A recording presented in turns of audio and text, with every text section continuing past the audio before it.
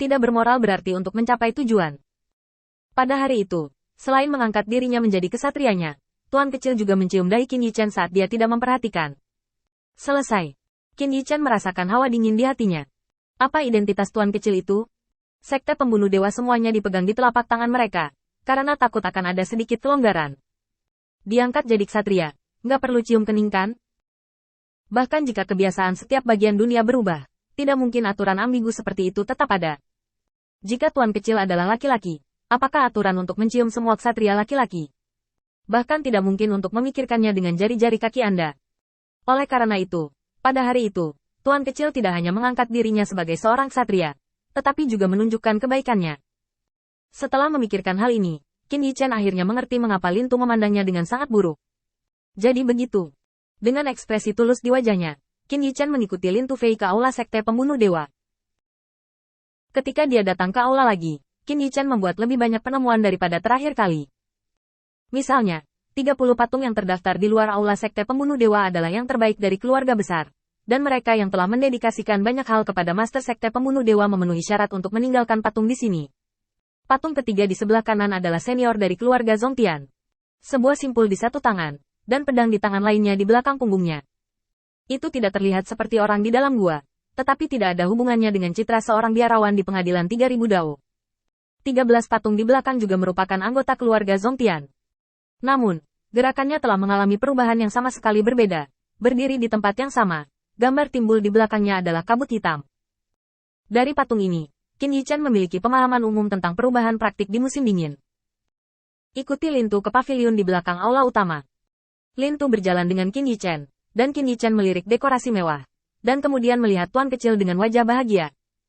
Saat dia melihat Qin Yichen, dia melompat dari kursi, datang ke Qin Yichen, menarik lengan bajunya, dan duduk di meja bersama. Langkah intim seperti itu semakin menegaskan dugaan Qin Yichen. Tuan Kecil tertarik padanya. Memikirkan hal ini, Qin Yichen merasa sedikit malu. Dia jelas tidak melakukan apa-apa, bagaimana dia bisa bermain-main dengan bunga? Kamu bisa mencoba ini. Kurasa kue-kue yang mereka kirim tidak apa-apa, jadi aku hanya ingin kamu mencobanya juga. Qin Yichen tertegun sejenak, menatap Tuan Kecil dengan tatapan aneh. Hanya benda ini? Tuan Kecil memandang Qin Yichen, dan senyum muncul di wajahnya tanpa sadar. Baik, ini. Sebelum Qin Yichen bisa mengajukan lebih banyak pertanyaan, peringatan Lin Tu datang dari telinganya. Meskipun aku tidak tahu mengapa kamu disukai oleh Tuan Kecil, jika kamu berani memiliki pikiran buruk pada Tuan Kecil, aku pasti akan membunuhmu. Peringatan di telinganya, dan senyum Tuan Kecil yang baik dan sederhana. Pikiran Qin Yichen berdengung. Jangkau untuk mengeluarkan sepotong kecil dari tepi kue dan kunyah perlahan di mulut Anda. Oke. Mendengar ini, Tuan Kecil menundukkan kepalanya dengan kecewa. Kabut hitam yang menutupi tubuh Lin Tu hendak bergerak. Kue yang ditinggalkan Tuan Kecil khusus untuk Anda. Dapatkah Anda memberikan kesimpulan bahwa tidak apa-apa? Bagaimana mengabaikan niat baik Tuan Kecil begitu banyak? Niat membunuh Lin Tu tidak bisa lagi disembunyikan. Lagi pula, Tuan Kecil lah yang mereka takuti berubah menjadi di tangan mereka. Ini sangat tidak peduli dengan sanjungan. Begitu Qin Yichen mengucapkan kata-kata itu, dia langsung menyesalinya. Karena dia bisa dengan jelas merasakan bahwa beberapa niat membunuh menimpanya pada saat itu. Memutar matanya, Qin Yichen memikirkan cara untuk memecahkannya.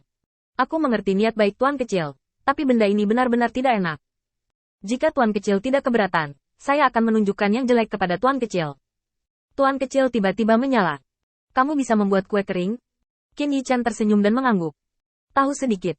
Kehilangan di mata Tuan Kecil itu menghilang seketika, dan dia buru-buru menyapa pelayan itu. Apa yang kamu butuhkan? Aku membiarkan mereka bersiap. Qin Yichen memikirkannya. Gula dan buah-buahan dan sayuran dari berbagai warna.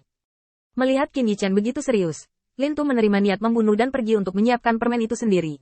Ketika dia pergi, dia tidak lupa menatap Qin Yichen dengan tegas. Qin Yichen merasa tidak berdaya. Perasaan ini, bagaimana rasanya aku memasuki rumah orang lain dan menculik anak-anak? Setelah beberapa saat, Gula datang. Tuan Kecil itu diam-diam mematahkan sepotong kecil permen batu dan memasukkannya ke dalam mulutnya. Matanya ditekuk menjadi bulan sabit. Semua tindakan ini ada di mata Qin Yichen. Letakkan sepotong permen batu di tangan Anda. Api akan berkumpul, dan permen batu akan meleleh dengan kecepatan yang terlihat dengan mata telanjang. Ambil buah dan sayuran dan peras jusnya. Campur gula dan buah-buahan dan sayuran secara menyeluruh, dan setelah beberapa saat, cairan gula kuning, hijau, dan merah siap. Itu dia. Lin Tu tidak tahan lagi. Dia pikir Qin Yichen akan membuat kue langka. Tetapi pada akhirnya, itu hanya sirup gula. Bahkan manusia bisa melakukannya. Bukankah anakmu berpura-pura cukup misterius? Menghadapi ancaman Lin Tu, Qin Yichen hanya tersenyum santai. Ini belum berakhir. Untuk apa kamu terburu-buru? 3 jenis cairan gula disatukan, dan warna-warni tiba-tiba muncul. Qin Yichen memejamkan mata, dan embusan angin sepoi-sepoi menggulung di telapak tangannya, dan untaian permen seperti Catkins berkibar ke atap aula. Mata tuan kecil itu lurus, menjangkau dan mengambil sepotong kecil permen, memasukkannya ke dalam mulutnya, dan mengklik mulutnya. Seolah-olah tidak ada yang dimakan, hanya semburan rasa manis yang muncul di mulut, dan ada sedikit aroma buah dan sayuran yang tidak bisa dilacak. Tuan kecil itu menatap Qin Yichen dengan penuh harap, matanya berbinar. Apa nama permen ini? Qin Yichen tersenyum sedikit, dan tidak menjawab pertanyaan tuan kecil itu. Angin menyapu tangannya, dan tiba-tiba, potongan-potongan besar permen saling menempel, seperti awan yang mengambang. Mengambil tanda kecil dari kotak kue, Qin Yichen menyelidiki awan, dan ketika tanda kecil itu berputar, sebuah kepala bundar muncul di depan mata semua orang. Lin Tu tercengang. Apakah gula masih bisa melakukannya? Bahkan ketidakpuasannya sebelumnya dengan Qin Yichen dilemparkan ke awan olehnya. Sepasang mata menatap setiap gerakan Qin Yichen, menyimpannya dengan kuat di dalam hatinya. Qin Yichen membungkus kepalanya di papan kecil dan muncul dengan tubuh gemuknya. Tuan kecil bersorak. Ini harimau yang gemuk. Qin Yichen mengangguk sambil tersenyum. Kamu menebaknya dengan benar. Karena itu, pikiran Qin Yichen bergerak, dan dia memotong 2 titik dari kue. Menempel, kepala, yang gemuk dan mencubit ekornya. Seekor harimau bundar muncul di depan tuan kecil itu. Qin Yichen menyerahkan mie dan sup kepada tuan kecil dengan senyum di wajahnya. Cobalah. Tuan kecil mengambil marshmallow dan melihat lurus. Memegangnya di tanganku. Aku ingin menggigitnya beberapa kali. Tetapi aku benar-benar enggan untuk menanggungnya. Setelah berjuang sebentar, tuan kecil itu menatap Qin Yichen dengan wajah penuh keengganan. Apakah kamu masih akan melakukan ini untukku di masa depan? Masalah mendadak ini membuat Qin Yichen tertegun sejenak, dan hampir tanpa sadar mengulurkan tangannya dan dengan lembut mengusap kepala tuan kecil itu. Selama kamu suka, aku bisa melakukannya untukmu kapan saja. Setelah mengatakan ini dengan senyum di wajahnya, niat membunuh Qin Yichen meningkat tajam. Orang-orang ini hanyalah binatang buas.